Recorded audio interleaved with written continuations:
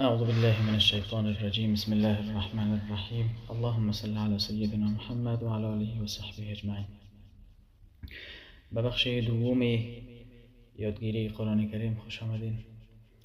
انشاءالله که با یک اراده مستحکم و به قول عامیانه با یک کمری بسته در این مسیر قدم بگذاریم و تا یادگیری قرآن در حد توان انشاءالله که ثابت قدم بمانیم.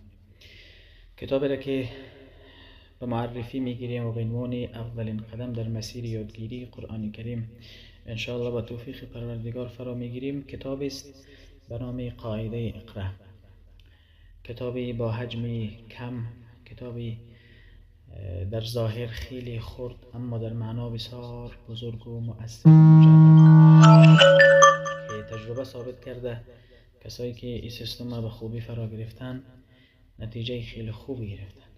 قبلا سیستم های وجود داشت که مسیر یادگیری را یک مقدار طولانی ساخته بود، اما بزرگایی بودن که زحمت کشیدن و مسیر یادگیری قرآن کریم کوتاه‌تر و مؤثرتر ساختن، که از جمله سیستم هایی که ما را میتونه خیلی زود به هدفی که داریم برسیم و کمک میکنه که ما در این مسیر زودتر برسیم و مقصد اصلی و اساسی ما همین کتاب قاعده اقرا است، که اگر ما خواسته باشیم تعریفی از قاعده اقرا داشته باشیم، چون نیاز میشه، بعضا هر علمی از خودش تعریف داره، قاعده اقرا هم من حیث یک کتاب باید تعریفی داشته باشیم که به عنوان معرف این کتاب برای مخاطب و برای شنونده و برای شاگردا به معرفی بگیریم. قاعده اقرا یک نام است ترکیب شده از دو واژه یا از دو کلمه که قاعده به معنای فرمول، قانون، اصول، تهداب و بنیاد و اساس،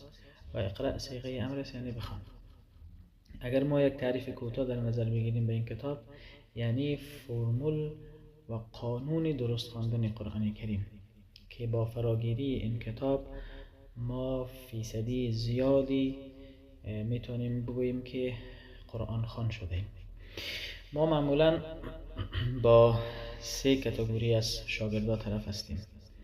کاتگوری اول کسایی هستند که برای اولین بار قدم گذاشتن در مسیر یادگیری و مدرسه از سنهای 4 تا 8 سال، که شاید قدم اولشان به خاطر باسواد شدن و یاد گرفتن باشه و ممکن برای اولین بار با الف با روبرو میشن. اونا رو به شکل ابتدایی میشه درس داد از چگونگی و چند و چون و باید و نباید هایی که در این قاعده ذکر شده میگذاریم، فقط حرف و حروف بشناسن و می چگونگی ترکیب واژه ها و کلمات در جریان تلاوت بدانن کفایت میکنه. کاتگوری دوم کسایی است که اونا یک مقدار به اصطلاح رشد کرده ذهنشان و میشه که بعضی از قواعد برشان قواعدی که خیلی مهم است به اندازه ظرفیتشان برشان تشریح کنه. کاتگوری سوم کسایی است که اونا قرآن چند مرتبه خواندن ولی بدون تجوید و سنن ذهنن رشد کردن، ظرفیت یزیر دارن که قاعده را با تمام جزئیات برشان تشریح کنیم. یعنی ما عملا تجربه داریم که ما با سه کاتگوری از شاگردان روبرو میشیم که کاتگوری اول باید به شکل خیلی ابتدایی برشان درس داده شود که فشار نیاید سرشان، و کاتگوری دوم هم در حد قواعدی که خیلی نیاز میشه و خیلی مهم است و به اندازه ظرفیتشان است برشان یادآور میشه.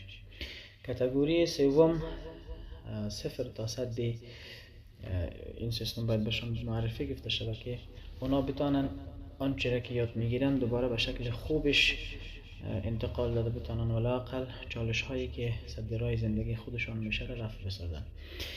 به این اساس قاعده را ما با کاتگوری سوم در نظر میگیریم. 0 تا 100 آنچه که باید نیاز است باید گفته شود را میگیم و کسایی که باز یاد میگیرن زمینش در مکتب و مدرسه و مسجد برشان مساعد نیست، یک فرصت خوبی است برای یادگیری میشه که درس را تعقیب بکنن و 0 تا 100 این سیستم انشاءالله به توفیق پروردگار یاد میگیریم.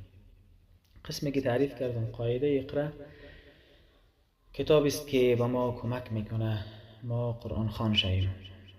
تعریفی کوتاهی که داشتیم از قاعده اقرا همین که کوتاه‌ترین راه رسیدن به مقصد قرآن خوان شدن یا فرمولی درست خواندن قرآن کریم که متشکل از 20 درس است و قواعدی هم در لابلای هر درس ذکر شده که به تدریج و به ترتیب انشاءالله را فرا میگیریم و عملا به شکل 100% تطبیقی عملی و کاربردی انشاءالله کار میکنیم و امید روزی که همگی ما انشاءالله قرآن خوان و قرآن دان شویم. این بود معرفی این کتاب قاعده اقرا که در ظاهر کتاب خیلی کوچک ولی در معنا خیلی بزرگ و مؤثر.